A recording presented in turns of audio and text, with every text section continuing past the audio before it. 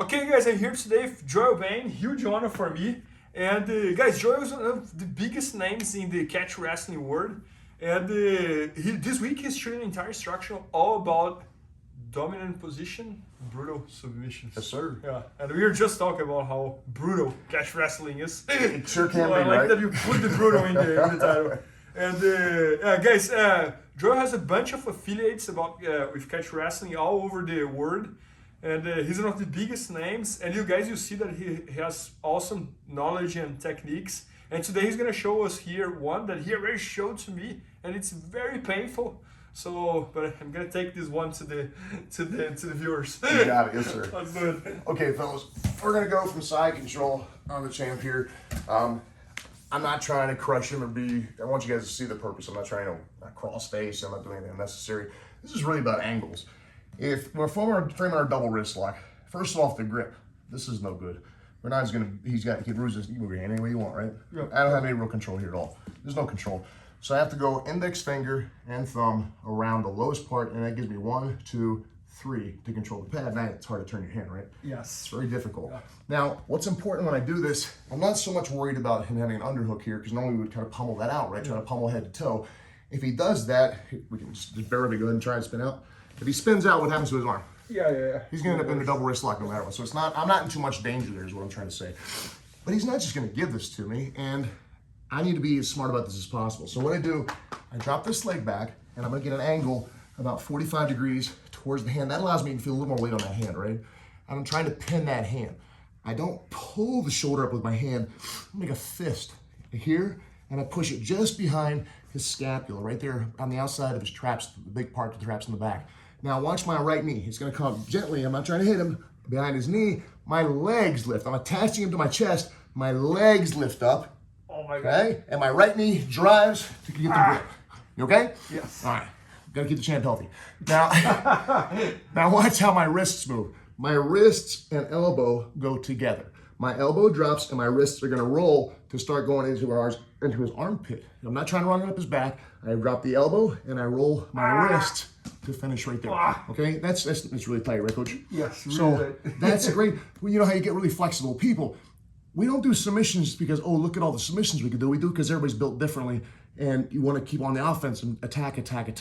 So when I have this, I'm gonna take this hand off the wrist and secure this, wrapping my hand over top to maintain positive control. So it feels like I never really leave you, right? Yeah. I'm still on it, and I flex that form. Just a little bit, okay? Yeah. And I move. Now, if I don't block his hips, he's just gonna circle with me. So I block his hips. If I'm trying to be really rough, I'm gonna cross face him to get a different neck crank, but I'm gonna take care of him. It's not gonna make a difference on the submission. When I move around here, I'm gonna go under the neck here, and normally there'd be no room, but I want you guys to see what I'm doing. Under the neck, and I grab my bicep. What that does is it puts my #1 cutting bone right up into his neck, and I'll move it just a little bit more up to where the knowledge knot is. So when I punch through, I'm going right here. I grab my bicep, squeeze my elbow in tight, and now if I just squeeze, we get one. Okay? And there's just a little bit of a crank, right, Coach? Yes. And next one, I go on my toes. I'm gonna be very, very careful, and I'm gonna roll this forearm very gently with my partner here. I go toes, squeeze, and gently roll my knuckles forward just a little bit. And that's on that one right there. Really tight. You okay? Oh, that's amazing. That is amazing. I don't know where it is. And Fun for the whole family, right? yeah, and Zach, who is actually filming over there, he was just mentioning in catch wrestling, you don't tap, you scream. Yeah. And that's very true. I'm not sure what the laundromat next to our gym probably thinks people get murdered. You know, every night you go and peek around the windows like you're looking for a bloodbath or something, right? Yeah. It's, No, but I love it because it feels almost like that it's the jiu-jitsu moves with a bunch more like painful details, kind of. yeah, that's really the difference to me, right? I try, like I said. Yeah, how would you describe the difference between the catch wrestling moves and the jiu-jitsu moves? Like, well, the way I teach them are very similar. I would say, if I'm just saying it, I just forget about everything else. Think of catch, and I say, okay, how am I getting from A to C? B has got to hurt. okay. Does that make sense? So all my transitions, I'm a transition geek. I know that I'm most vulnerable during my transitions. Just you're a world champion. If I screw up my transition, Yep. I've beaten myself before you get a chance to beat me, right? So having that, focusing first on that positive control allows me to do what? Pressure, and pressure starts breaking people, right? Even the greatest technicians, they feel like constant pressure. They're like, gosh, get this guy off of me. and it starts leading you. Instead of, and you hear a lot of, when we started out in jiu-jitsu, what do people always say? Oh, position before submission, right? Yep. And then you hear a lot of people in the catch wrestling community say one that says, oh, submission from every position. To me, they're both beginner mentalities. Yep. Because to truly catch, or someone who's really talented, who's been doing this a long time, I have to transition to the submission, where I'm literally flowing into the kill.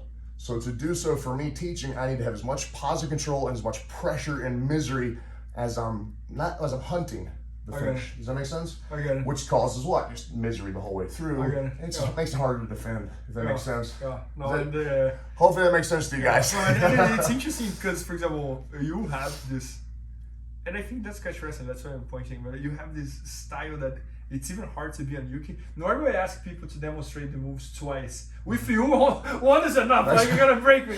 But with new balance is the same thing. I think that's a compliment. That's a compliment.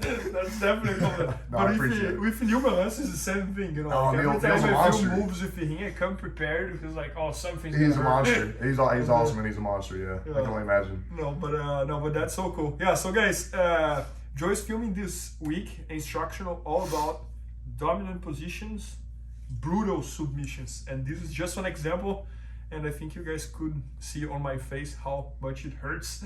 So I think everyone is gonna enjoy, and I hope you guys enjoy it, and make sure to check it out. It's gonna be at bjfanatics.com. Maybe by the time you're watching, it's already there, so check it out, and thanks so much. Glad I was able to get you here. Thank you.